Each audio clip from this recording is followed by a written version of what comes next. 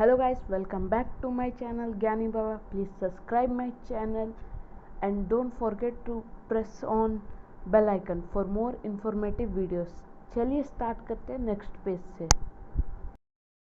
Guys आज हम पढ़ने वाले हैं इकोनॉमिक का चैप्टर 3 यानी मनी एंड क्रेडिट। चलिए स्टार्ट करते हैं नेक्स्ट पेज से। लेसन का नाम है मनी एंड क्रेडिट। लेसन में जाने से पहले हम चैप्टर में क्या क्या पढ़ेंगे उसका चैप्टर का चेकलिस्ट चेक कर लेते हैं नेक्स्ट पेज में। चलिए देखते हैं। पहले पढ़ेंगे बार्टर सिस्टम, उसके बाद मॉडर्न फॉर्म ऑफ मनी, उसके बाद मॉडर्न बैंकिंग सिस्टम, उसके बाद क्रेडिट, उसके बाद टर्म ऑफ क्रेडिट, उसके बाद credit source of in India, उसके बाद self help group for poor.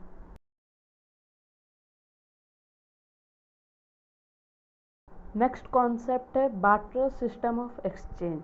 हम चलते हैं बाबा आदम के ज़माने में बार्टर सिस्टम कैसा होता था। What is barter system? Barter system वो होता है पहले के ज़माने में कुछ सामान लेके दूसरा सामान देना, उसको बोलते हैं बार्टर सिस्टम। एक एग्जांपल लेते हैं, एक का नाम है राम, एक का नाम है शाम। राम ने 2 केजी राइस दिया तो शाम भी उसके बदले कुछ 2 जोड़ी जूता दे सकता है, उसी को बोलते हैं बार्टर सिस्टम। अब नेक्स्ट पेज में पढ़ेंगे एडवांटेजेस एंड डिसएडवांटेजेस। चलते हैं। उससे पहले बार्टर सिस्टम पहले के ज़माने में बहुत ट्रेंडिंग हुआ करता था। चलिए आगे पेज में देखते हैं क्या होता है ये बार्टर सिस्टम। जैसा कि आपने पिछले पेज में देखा कि 2 लड़के कोई केला दे रहा था, उसके बदले किताब ले रहे थे, उसी को बार्टर सिस्टम बोलते हैं। चलते हैं अभी एडवांटेज पढ़ेंगे।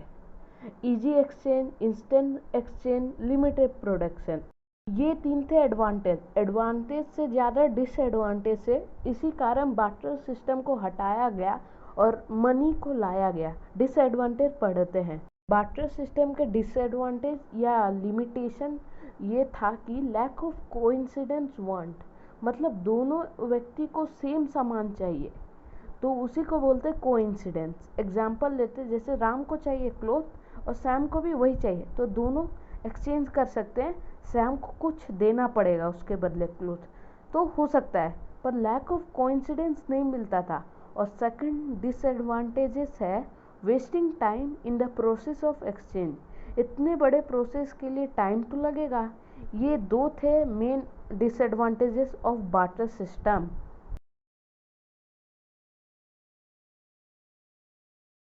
नेक्स्ट कॉन्सेप्ट है व्हाट इज़ मनी। उससे पहले जान लेते हैं मीडियम एक्सचेंज इन ट्रांजैक्शन। बार्टर सिस्टम को हटाने के बाद मनी को लाया गया। ये बेस्ट वे था दोनों की कोइंसिडेंस मिलने के लिए। अब नेक्स्ट पेज में पढ़ते हैं करेंसी के बारे में। पहले के ज़माने में कोई नोट्स या कॉइन नहीं होते थे। पहले के ज़माने में मेटेलिक कॉइन्स हुए करते थे, मतलब गोल्ड, सिल्वर, कॉपर के।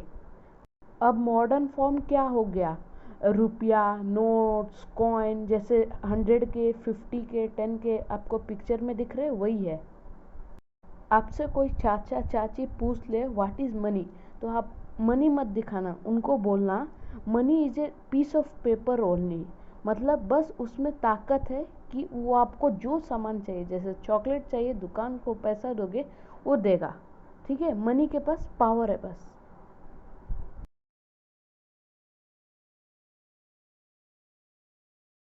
करेंसी से पहले जो ये चैनल में नए या सब्सक्राइब नहीं किए प्लीज़ सब्सक्राइब कीजिए कि हम और अच्छे से आप तक वीडियो पहुंचाए।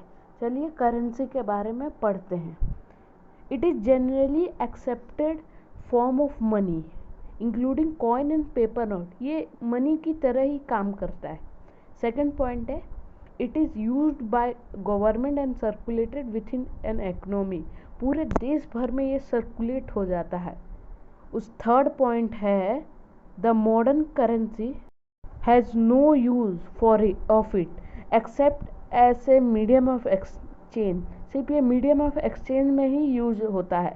थर्ड पॉइंट है last, the rupee is widely accepted as a medium of exchange, मतलब आपको लेने से कोई मना नहीं कर सकता। ये मनी, ये आपका है तो आपका रहेगा। नेक्स्ट कॉन्सेप्ट है deposits with bank. Okay, first point है it is other form in which people hold money. Bank में आप जमा करोगे वो सेफ और सिक्योर रहेगा वो money. People deposit their extra money in bank by opening bank account in their name. Obviously आप जब अकाउंट ओपन करोगे तभी तो वो जमा कर पाओगे। फिर थर्ड पॉइंट है deposit with bank are called demand deposit. मतलब जो पैसा आप जमा करोगे बैंक में उसे हम डिमांड डिपॉजिट कहते हैं। ये एक मार्क में पूछा जाता है। इसी के साथ कॉन्सेप्ट हो गया डिपॉजिट विथ बैंक। चलते हैं आगे पेज में, next page. Check facilities of modern banking, modern form of money. चलते हैं चेक सैंपल देखते हैं नेक्स्ट पेज में। जो वीडियो को लाइक नहीं किया लाइक कर दीजिए, कमेंट कर दीजिए कोई डाउट है तो, और शेयर टू योर फ्रेंड्स। ये है चेक सैंपल। आप पॉज करके वीडियो को अच्छे से देख लीजिए। डेट, रुपीज़, नेम, किसको देना है, वो सब अकाउंट डिटेल्स इसमें सब है। तो आप पॉज करके आराम से देख लीजिए। नेक्स्ट पेज में आगे बढ़ने से ये 3 टॉपिक आपको क्लियर होना चाहिए। फर्स्ट है लेंडर, मतलब जो पैसा आपको देता है। नेक्स्ट है बोरोवर, मतलब जो पैसा लेता है। डिपॉजिटर, मतलब जो जमा करता है। जैसे बैंक से आप लेते हो उसको बोरोवर बोलते हैं।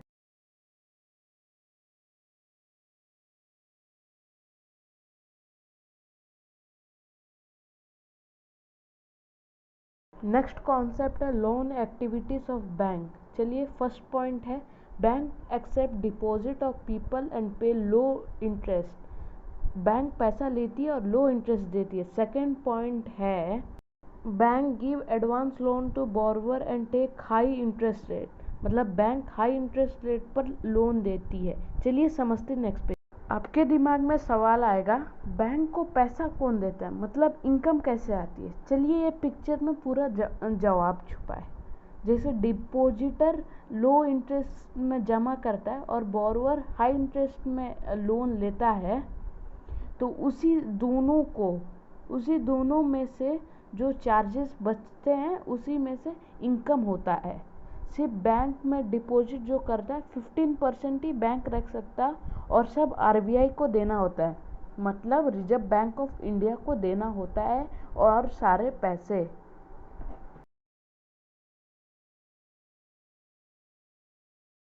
नेक्स्ट कॉन्सेप्ट है क्रेडिट और loan refer to an argument. मतलब क्रेडिट और लोन सेम है in which the lender supply to borrow money, good और services with the promise future payment. मतलब सिर्फ लोन मतलब पैसा नहीं लेना, गुड सर्विसेज मतलब राशन से हम राशन दुकान से होलसेल में लाएंगे, उसको प्रॉमिस करेंगे कि हम फ्यूचर में पूरा आपका ट्रांजैक्शन या पेमेंट क्लियर कर देंगे, उसी को बोलते हैं क्रेडिट मतलब ओनली पैसा रुपया नहीं, गुड्स भी सर्विसेज भी इसी के अंतर्गत आता है। नेक्स्ट कॉन्सेप्ट है टर्म्स एंड कंडीशन। मतलब टर्म्स ऑफ क्रेडिट कार्ड लेते समय क्या क्या टर्म्स है, चलिए पढ़ते हैं नेक्स्ट पेज में। टर्म्स ऑफ क्रेडिट कार्ड है, पहले तो कोलेटरल सिक्योरिटी देनी पड़ती है। मतलब कोलेटरल सिक्योरिटी हम थोड़े देर में नेक्स्ट पेज में पढ़ेंगे, तब तक नेक्स्ट में आते हैं डॉक्यूमेंट रिक्वायर्ड में जैसे आपका इनकम टैक्स का वो इनकम होना, फिर पूरा कागज़ पत्ती समझ जाइए, ठीक है।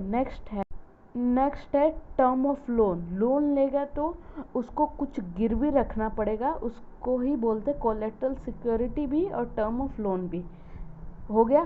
फिर नेक्स्ट रेट ऑफ इंटरेस्ट है। रेट ऑफ इंटरेस्ट लोन लेते समय हाई होता है और डिपॉजिट करते समय लो होता है, वो बैंक पर निर्भर है।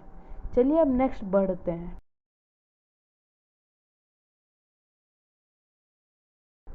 कोलेट्रल सिंपल भाषा में कहे तो जैसे आप होम लोन ले रहे हो, जब पिक में दिख रहा होगा होम लोन ले रहे हो, आप ट्रैप हो गए, मतलब आप आगे बताऊंगा ट्रैप का मीनिंग। आप नहीं पे कर पाए तो आपको कुछ गिरवी रखना पड़ेगा, नहीं तो आपकी प्रॉपर्टी हड़प ली जाएगी, ले ली जाएगी।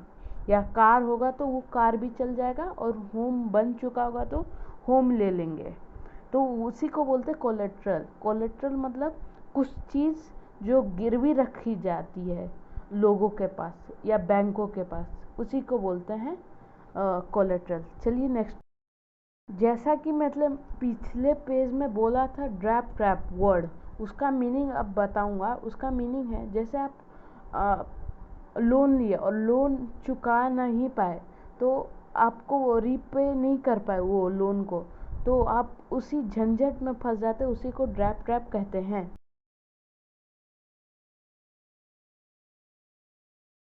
नेक्स्ट कॉन्सेप्ट है वैरायटी ऑफ क्रेडिट अरेंजमेंट। इसमें 4 टाइप है, विस्तार से जानते हैं। लोन फ्रॉम मनी लेंडर्स, मतलब कर्ज मनी लेंडर्स द्वारा लेना। जैसे कि स्मॉल फार्मर बोरो करते हैं money from village money lender. अमीरों से स्मॉल फार्मर पैसा लेते हैं और वही मनी लेंडर हाई रेट में इंटरेस्ट देते हैं, इंटरेस्ट करते हैं, उसी का कारण कर्ज नहीं चुका पाते हैं। नेक्स्ट कॉन्सेप्ट है loan from traders.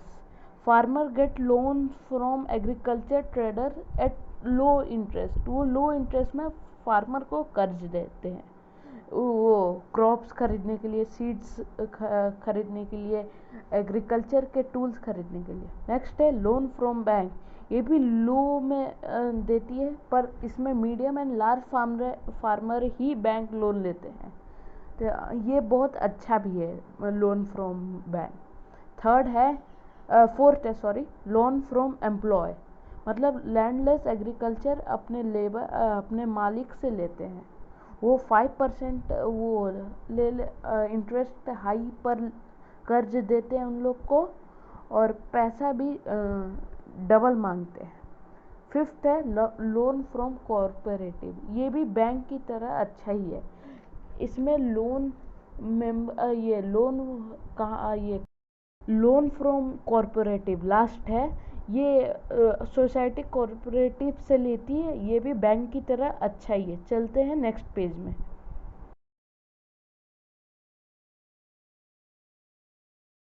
Next concept है क्रेडिट सोर्स इन इंडिया। इसमें 2 टाइप्स होते हैं, फॉर्मल सेक्टर से लोन लेना या इनफॉर्मल सेक्टर से लोन लेना। नेक्स्ट पेज में हम इसके एडवांटेज डिसएडवांटेज विस्तार से जानते हैं। चलिए नेक्स्ट पेज में मिलते हैं। नेक्स्ट टॉपिक है features of formal sector credit. मतलब लोन फॉर्मल सेक्टर से लेना। फॉर्मल सेक्टर मतलब कॉरपोरेटिव या बैंक, ठीक है, ये लो इंटरेस्ट पर लोन देती है और ये अच्छा भी है। नेक्स्ट टॉपिक है features of informal sector of credit. मतलब इनफॉर्मल सेक्टर मतलब रिलेशन, मनी लेंडर्स, ये सब जो हाई इंटरेस्ट पर लोन देते हैं गरीबों को, और फार्मर्स डेब्ट ट्रैप में पड़ जाते हैं। हम पिछले पेज में पढ़े थे इसके बारे में। नेक्स्ट टॉपिक है role of RBI. Reserve bank of India का रोल क्या है। चलिए नेक्स्ट पेज में इसके बारे में देखते हैं। फंक्शन ऑफ आरबीआई क्या है या रोल ऑफ आरबीआई क्या है, दोनों सेम है। चलिए पढ़ते हैं। फंक्शन आरबीआई का ये है कि वो सुप्रीम इंस्टीट्यूट ऑफ बैंक है।